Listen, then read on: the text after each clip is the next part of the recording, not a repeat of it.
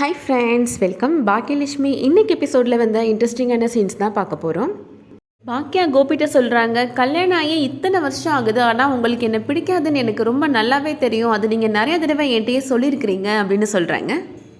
எத்தனையோ தடவை நீங்கள் என்னை அவமானப்படுத்துகிற மாதிரி பேசியிருக்கிறீங்க, என்னை கண்டுக்காமல் போயிருக்கிறீங்க, என்னை அலட்சியப்படுத்திருக்கிறீங்க. அப்போ கூட இந்த அவமானம்லாம் பட்டு நம்ம எதுக்காக இந்த வீட்டில் இருக்கணும் அப்படின்னு நிறைய தடவை யோசிச்சிருக்கிறேன் அப்படின்னு சொல்கிறாங்க. நீங்கள் என்ன தவிர இன்னொரு பொண்ணை தேடி போக மாட்டீங்க அப்படின்ற நம்பிக்கையில் தான் நான் இந்த வீட்டில் இருந்தேன் அப்படின்னு சொல்கிறாங்க. செல்விட்ட கூட நான் நிறையா தடவை பெருமையாக சொல்லியிருக்கிறேன், என்னோடய ஹஸ்பண்ட் என்னை தவிர வேறு எந்த பொண்ணையும் தேடி போக மாட்டாருன்னு சொல்லியிருக்கிறேன் அப்படின்னு சொல்கிறாங்க. ஆனால் அந்த நம்பிக்கை எல்லாம் நேற்று சுக்குநூறாக உடஞ்சி போச்சு அப்படின்னு சொல்கிறாங்க.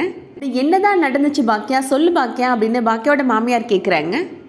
நீ எதை பற்றி பேசுகிற, எனக்கு எதுவும் புரியலையே அப்படின்னு கோபி சொல்கிறாரு. கோபியோட அப்பாவுக்கு இப்போ கோபம் வந்துடுது, அதான் ஊர் உலகத்துக்கே தெரிஞ்சு போச்சு, இன்னமும் எதுக்காக நீ நடிக்கிற அப்படின்னு சொல்கிறாரு. கோபி அம்மாட்ட சொல்கிறாரு, உனக்கு ஒரு விஷயம் தெரியுமா, நேற்று ஒருத்தன் வந்து திட்டிட்டு போனானே, எதுக்குன்னு தெரியுமா அப்படின்னு கேட்குறாரு. அவனோட பொண்டாட்டி பின்னாடி கோபி சுத்துறான்னு தான் அப்படின்னு சொல்கிறாரு. இது மொதல் தடவை கிடையாது, அந்த ஆள் என்கிட்ட வந்து 3ஆவது தடவையாக எச்சரிச்சிட்டு போயிருக்கிறாரு அப்படின்னு சொல்கிறாரு. கோபி அம்மா சொல்கிறாங்க, நீங்கள் சொல்கிறது எதையும் நான் நம்ப மாட்டேன், கோபி அப்படி பண்ணியிருக்க மாட்டான் அப்படின்னு சொல்கிறாங்க.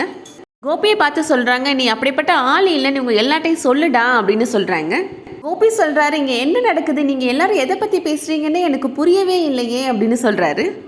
பாக்கியாவுக்கு கோபம் வந்துடுது, இன்னுமா நடிக்கிறீங்க, உங்களுக்கு வெக்கமாக இல்லை அப்படின்னு கேட்குறாங்க. இந்த குடும்பம் உங்களை ரொம்ப மரியாதையாக அன்பாக நடத்துகிற குடும்பம், எல்லாரும் முன்னாடியும் நான் உங்களை இப்படி நிற்க வச்சு கேள்வி கேட்பேன்னு ஒரு நாள் கூட நான் நினைக்கவே இல்லை அப்படின்னு சொல்கிறாங்க. ஆனால் அந்த நாள் இன்னைக்கு வந்துருச்சு அப்படின்னு சொல்கிறாங்க.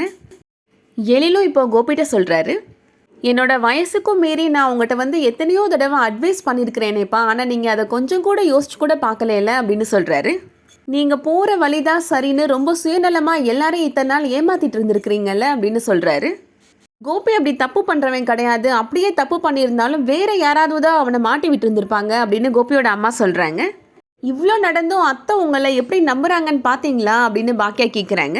ஹாஸ்பிட்டலில் நர்ஸ் என்கிட்ட சொல்கிறாங்க, அவரோட ஒய்ஃப் அவங்க கூட தான் இருக்கிறாங்க அப்படின்னு சொல்கிறப்ப எனக்கு எப்படி இருந்திருக்கும் அப்படின்னு சொல்கிறாங்க பாக்கியா.